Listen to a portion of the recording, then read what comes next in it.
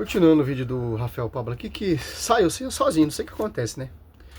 Ele tá tentando explicar uma coisa que é verídico na Escritura. Ele tá querendo negar isso que é verídico na Escritura. São Paulo ora pelo seu amigo. Segundo Macabeu, está ali orando ele pelo aqueles que morreram na guerra. E o livro de Macabeu, ele é inspirado sim. Certo? Não está falando do purgatório. Nem se você fizer uma interpretação hiper, mega, power criativa, você consegue visualizar aqui em 1 Coríntios 3 uma possível defesa da existência do purgatório. Aqui simplesmente é analfabetismo funcional. É não ler o texto e não deixar o texto falar por si mesmo. É eu ir para o texto e empurrar dentro do texto aquilo que eu gostaria que o texto falasse. Nossa, isso doutor, os hein? católicos fazem nesse texto aqui e eu quero provar com esse vídeo. Não faz, por isso que tem um magistério, meu querido. Vocês que querem empurrar a goela abaixo, que negar esse texto, que é veridicamente da Escritura. O dogma purgatório vem da Escritura. Simples. O magistério. Não é a interpretação pessoal nossa. Tanto que, ó, os pais lá na primeira igreja primitiva, como Tertuliano, como... Olha só. Já acreditavam no purgatório. Quem é você diante desses caras? Olha só. Uma resumida aqui, um resuminho que eu fiz aqui. Um estudo, né? Olha só. Santo Tomás de Aquino, ele debruçou nesse texto. Olha só, Mateus 5, 25, 26, ó. Quem é Santo Tomás de Aquino? Para Rafael Pablo, para Lucas, os caras que querem saber mais que o Santo Agostinho, Santo Ambrósio, Santo Irineu, Santo Tomás de Aquino, os caras querem saber mais. São os sucessores dos apóstolos. Esse dogma do purgatório não é a invenção da Idade Média, etc., desses padres TL. Não, meu irmão. Vem lá do 1º século. Muito antes de você nascer. Olha só, vai explicar sobre esse texto. Ó. Ele diz assim, ó, pelas almas que estão no céu, a gente não reze, porque já está no céu. Não precisa de oração, porque já estão ressurretos. Chegaram à perfeição, Hebreu 12, 22, 23, certo? Já estão na glória, né? Pelos que estão no inferno, não adianta. Igual ali a parábola que eu cito aqui, Lucas 16, 19, 31. Já estão no inferno, não tem como mais, meu querido. Reze por eles.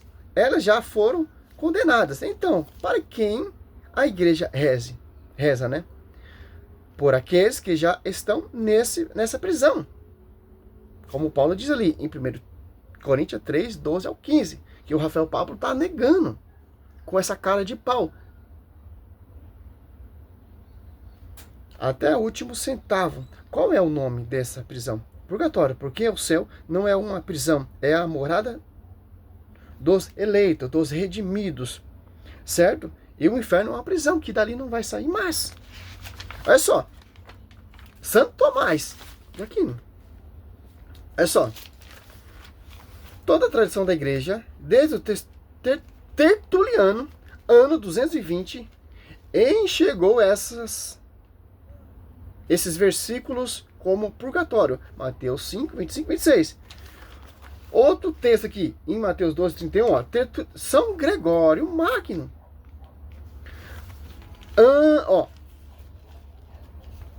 São Gregório Magno, ele escreveu um escrito lá no ano 593 da era cristã, falando do purgatório.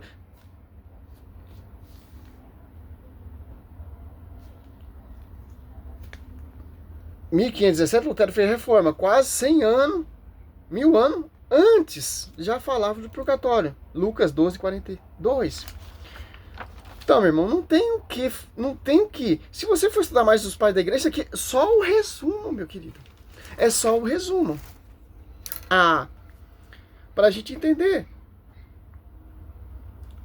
Nós usamos Bíblia, Porque o purgatório, os dogmas, a doutrina católica, as após 242, ela segue de acordo com a Escritura. Ou, além, mais além, a Igreja Católica segue corretamente a Escritura, do mesmo jeito que foi inspirado pelos primeiros cristãos. Da mesma maneira que o Espírito Santo inspirou os primeiros cristãos. Mateus 28, 21, o Espírito Santo assiste a igreja, o Espírito Santo não muda, meu querido. Onde tem cursilho? Atos 15, ali você vê o cursilho de Jerusalém. Vai seguindo. Tem um cursilho para definir a verdade celeste, que será conhecido pela a igreja. Eu fico triste porque as pessoas dão ouvido para qualquer cocô, qualquer pensamento fora da caixinha, pensamento fora da igreja, fora da escritura. Tá valendo, pô. E as pessoas aceitam de bom agrado. Esquece e despreza a palavra. Mas tá bom, tá amplo para você entender. Vamos ver mais um pouquinho. Ó, do começo o cara já tá...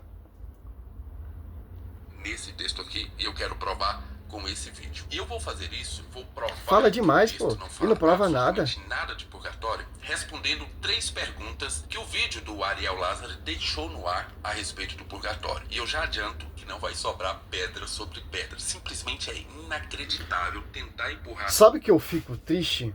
Aí eu peço um like, eu peço para os católicos divulgar meu trabalho, dar um apoio. Não tem respaldo, são poucos. Aí vai lá nos meus comentários, vários protestantes xingando. E eu agradeço aqueles que dão crédito à minha pregação. Porque eu deixo de fazer o que eu gosto para ter esse tempo para estudar, para mostrar a verdade, distorções protestantes. Olha só, quanta visualização? 1 milhão de visualização. Ou não, 11 mil visualização. Essa mentira. Já monetizou o canal dele, já tá... Tipo, tá trabalhando, né, pra obra. Tá recebendo uma renda com essa mentira. Por isso que nós temos que defender a nossa fé. Os caras defendem a fé deles destruindo, degrinindo a igreja. Nós pregamos do jeito certo, da mesma maneira que foi pregado e anunciado, porque nós não somos divisões. Nós amamos a esposa do Senhor. E oramos pelos aqueles que estão ali nessa prisão, pedindo oração, precisando de oração, etc, etc, etc. Dentro desse texto, qualquer conceito da existência do purgatório. Vamos lá, eu vou responder a 3 perguntas aqui nesse vídeo para o Ariel Lázaro. A primeira pergunta é: será que existe algum texto bíblico, mesmo uma única passagem bíblica, que qualquer protestante precisa da Igreja Católica para interpretar? Será que existe alguma passagem que nós precisamos dessa interpretação criativa da Igreja Católica para que ela faça? Efésios 3:10, 2 Pedro 1:20. Ou, ainda mais, Mateus 16, sobre ti para edificar uma igreja. Atos Apóstolos 2:10, o Espírito Santo nessa igreja. Tem um magistério. Coluna do sustentáculo da verdade. Paulo, quando se converte, vai lá em Jerusalém reconhecer sua graça, as colunas. Para reconhecer a sua graça, para não ter caminhado em vão. Então, aonde me mostra só a escritura? A verdade será conhecida pela só a escritura. Me mostra onde que a verdade será conhecida por essas divisões. A Bíblia proíbe divisão. Então, por que vocês estão fundando divisão? Que a Bíblia condena. Abobina. Tanto Paulo condena também. 1 Coríntios 1:10. Filipenses 2:2. 2 Coríntios 4 irão surgir pessoas pregando outro Jesus por inspiração de outro espírito. Então, meu querido, vem com esse papo furado pra cima de mim. Eu vou responder. Será que o apóstolo... Aqui, ó, pra você. É ruim que eu vou deixar minha igreja para ir para uma divisão. Paulo era esquizofrênico a ponto de estar falando sobre uma determinada coisa, introduzir um outro assunto no meio de um versículo e depois voltar a falar daquela coisa que ele já estava falando antes? Porque as interpretações católicas para sustentar dogmas e invencionices católicas é basicamente isso. Toda vez que você vê uma invencionice católica, você vai ver que eles vão utilizar textos onde o autor do texto vai parecer um esquizofrênico.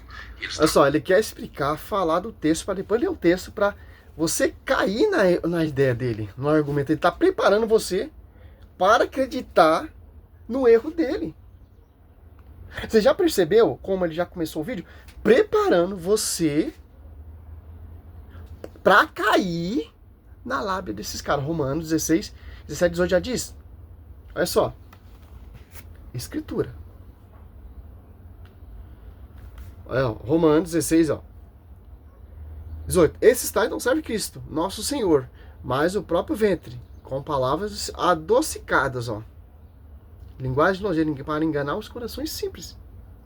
Olha só.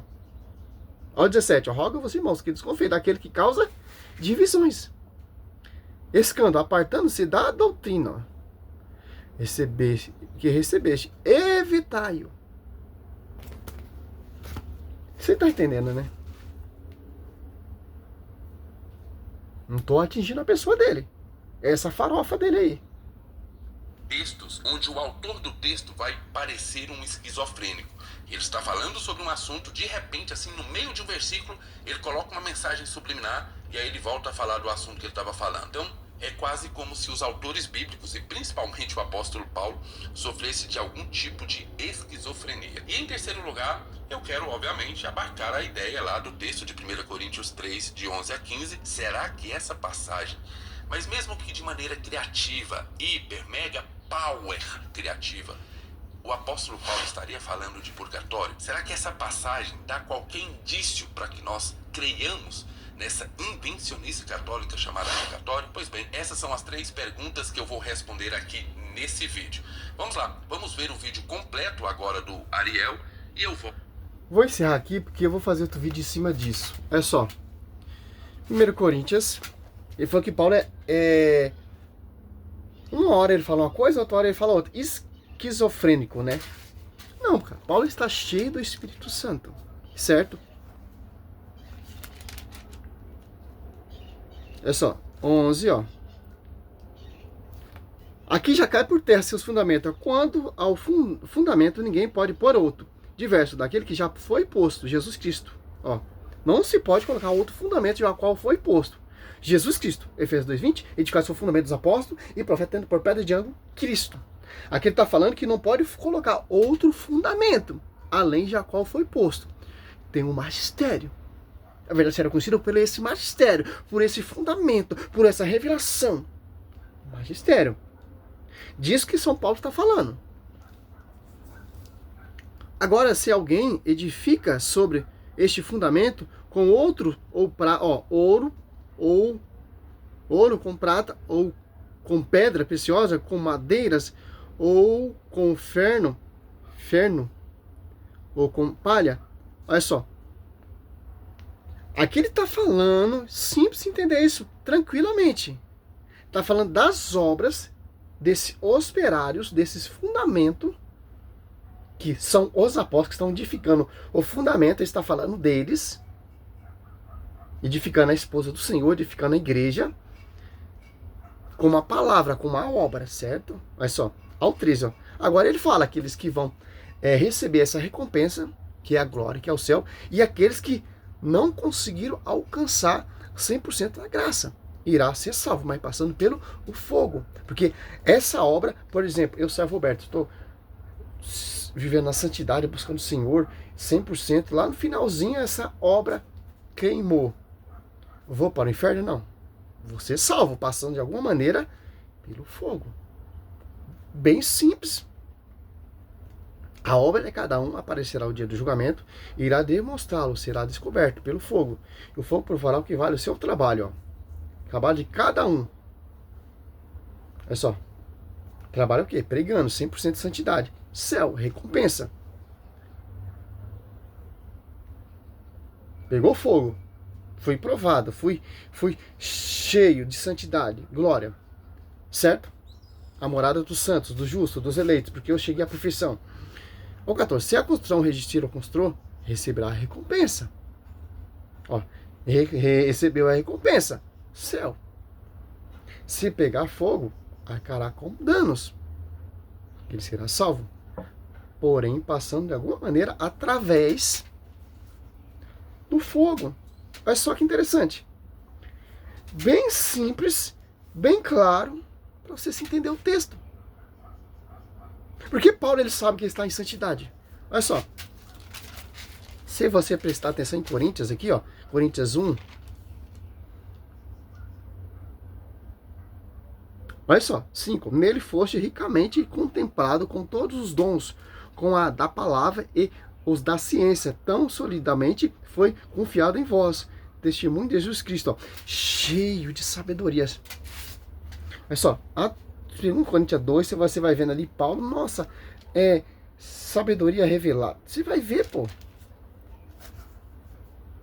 Aqui o próprio Espírito Santo te dando uma oportunidade para você entender que quando você serve com o Senhor com todo o seu coração, buscando a santidade, por isso que Paulo fala lá em 1 Coríntios 1 e 2, sejam meus imitadores. Ali a comunidade de Corinto imitava Paulo. Para chegar a esse grau, para passar pelo fogo e o fogo arcar com danos. Pegou fogo? Foi provado pelo fogo? Olha só, 13. A obra de cada um, ó, aparecerá no dia de julgamento. Irá demonstrá-lo. Será descoberto pelo fogo. E o fogo provará o que vale o seu trabalho. Ó. Ele está falando da obediência e amor ao reino, à sua igreja. Olha só. Você levou uma vida toda de santidade. Lá no finalzinho você desanimou, tropeçou, vai ser salvo, mas passando pelo fogo. Não tem como, cara. Os caras, eles querem... Por isso que muitos estão apostatando da fé, pô. Por causa disso aí, ó. O propósito do cão é isso, divisão, pô. Gálatas 1:7. São apenas pessoas que semeiam a confusão. Confusão contra quem? Contra os dogmas, contra a igreja. Usando esses falsos profetas. É falso profeta, pô. Falsos discípulos. De vez de defender a igreja, amar a igreja, vai e funda outra igreja. Simples, meu irmão. Salve Maria. Se você já serve o missionário Roberto, tem. Só não vou fazer mais vídeo porque eu vou sair agora. Porque dá vídeo para o dia todo, pô. Os pais, primeiros cristãos ali, acreditavam no purgatório, pô. Tanto no Velho Testamento e no Novo Testamento. Salve Maria, seu servo missionário Roberto.